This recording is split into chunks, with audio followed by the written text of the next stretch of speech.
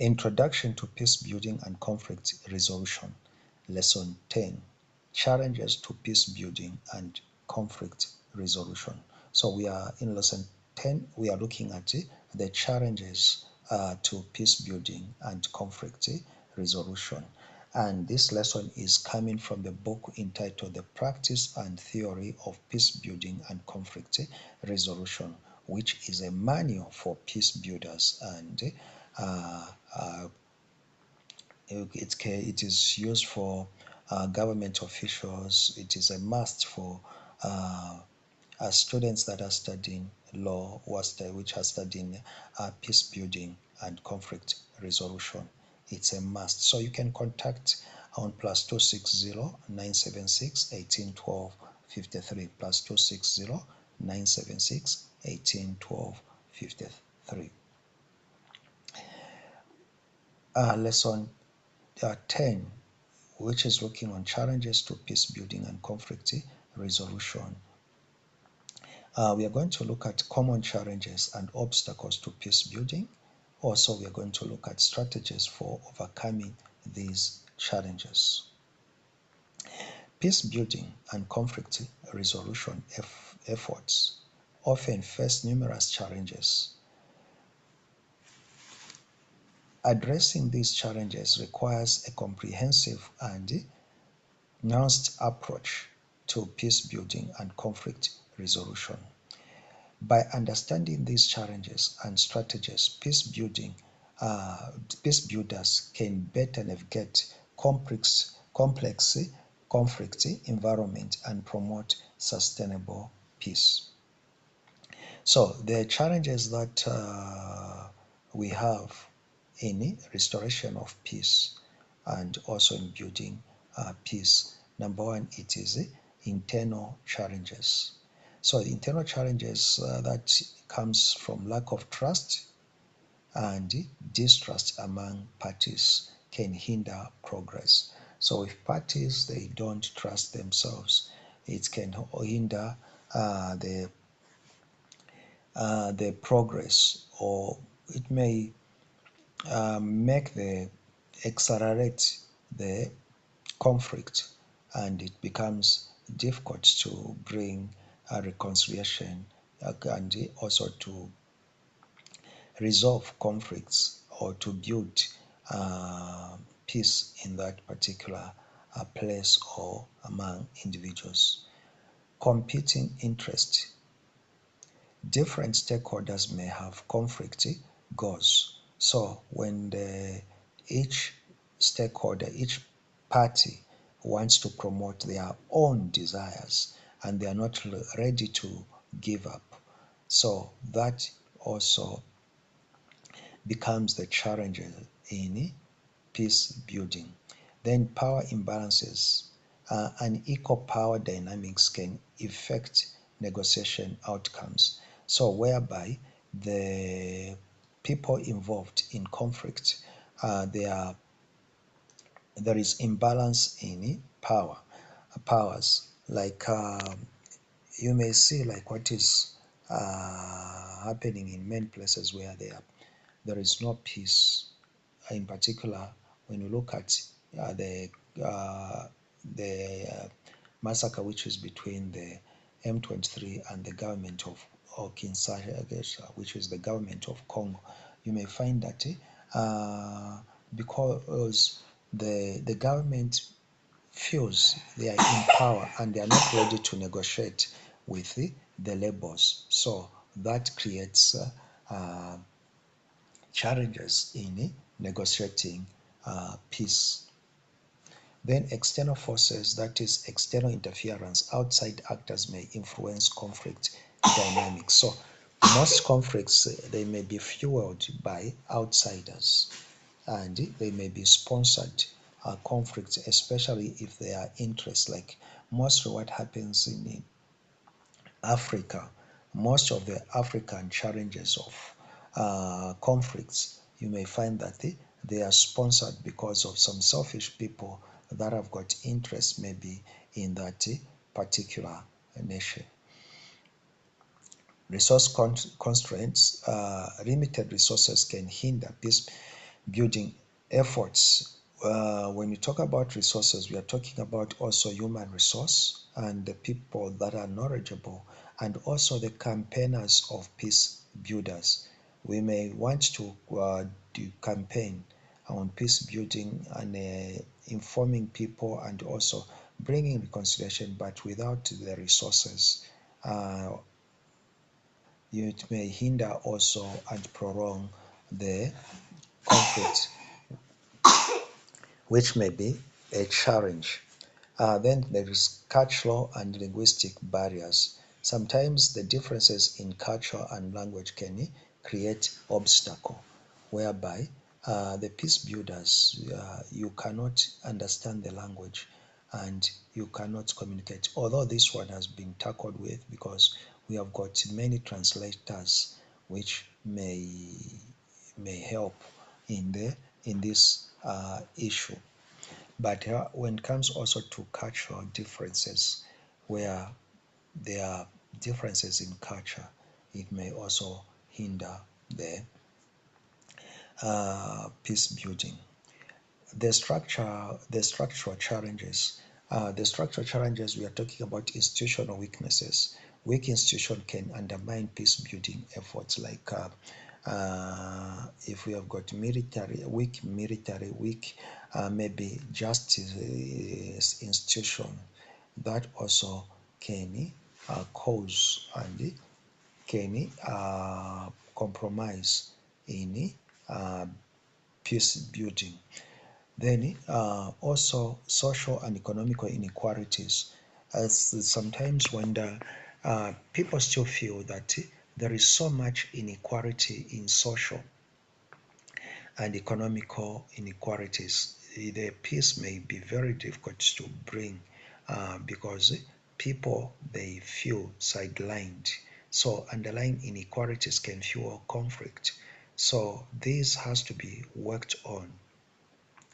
Then historical grievances, these challenges has to be worked on, because historical grievances are very critical in conflict resolution and peace building. You may find that generation after generations, and most where you find there are where conflicts, you may find that the conflict started generation to generation. You may find that the history even have outlived the people that started it. So it is very much important to address those issues, like even the tribal conflicts which are there in everywhere in the world, and the challenges of peace. I remember we were in class when I was at the university. We were in class, then we had this white guy who was teaching us. And now, when we are talking about the how to resolve conflicts, so he said, not that the way the African took in struggle for independence, because those things can be used. We can use negotiation. So instead of negotiating, they started becoming violent. I'm telling you, it was not well with that guy. We protested, we came out, and we quitted classes. We were so aggrieved. And, we were not there when there was colonial, how our forefathers and our parents were being mistreated. We were not there. But how we just reacted, because pain is still there. Pain is still there. So some of the things that brings the challenges in restoring peace. There is those vengeful generation to generation, vengeful attitudes, and also where people, they have got just grudges against each other. The grudges that were never started by your generation. So those are also, they are a challenge in peace building and conflict resolution. The process of process challenges, there is also what is called process challenges. So in the process challenges, that is sustaining momentum, that is maintaining momentum and engagement over time.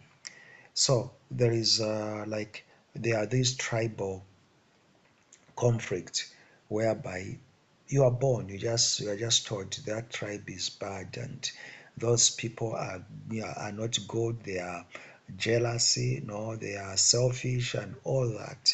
So you find that that momentum is maintained. We need people to work on the reconciliation, tribal reconciliation, racial reconciliation. Even there are issues which I'm seeing between the gender issues. There must be gender reconciliation because slow by slow, men and women, they are in fighting on human the rights of women. There are conflicts that are arising between men and women. You may hear even the comment sometimes where one calls all men are dogs. You say all men are evil. You say that gender is all women are like this. What? You may find that those sound just normal, but there is also that gender conflict which needs to be resolved. Balancing justice and reconciliation, that is ensuring accountability and while promoting healing. So that also becomes a challenge whereby in trying to build uh, justice and reconciliation, you may find the challenges uh, in peace building, where peace, uh, the way conflict elapses when trying to build uh, reconciliative justice. Also, when spoils, managing spoilers also may bring that. What strategies can we use for overcoming these challenges? Number one, dialogue is very important. That is involving and engaging parties. Engage all relevant parties in peace negotiations. Like when you look at those tribal, involve the chiefs, let the chiefs uh, come together and let the uh, let the subjects also see that building trust, that is foster trust through confidence building measures. So building measures also has to be fostered, uh, and trust and confidence in each other. Addressing the root causes, address underlying issues driving conflict. It is very much important.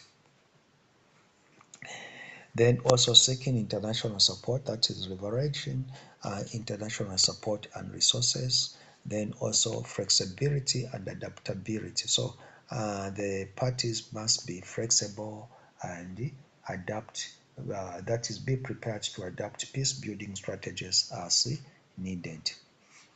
In conclusion, we are saying that resistance to change can fuel and can be a challenge to peace building. That is, parties resist compromise and occasion.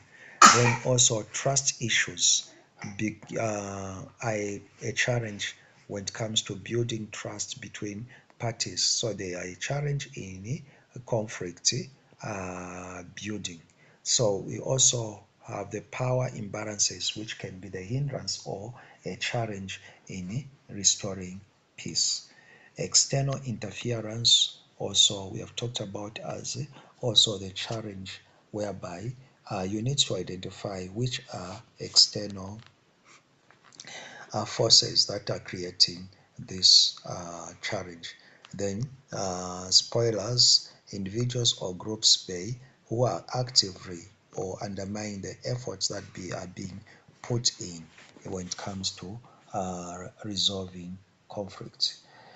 Okay, thank you so much. And you can like the video, and for more information, you can also register in any of our programs, and you can contact us on +260 976 18 12 53, +260 976 18 12 53. Uh, you can don't forget to order this book, which is very vital and which is a manual for peace builders, and also it's a must book for those people that are in authorities. So that it's a very important book. So you can order, or you're both soft copy and hard copies are lightly available. Thank you so much. Let's meet in the next class. This is your host, Dr. Tulipo Mwini Fumu.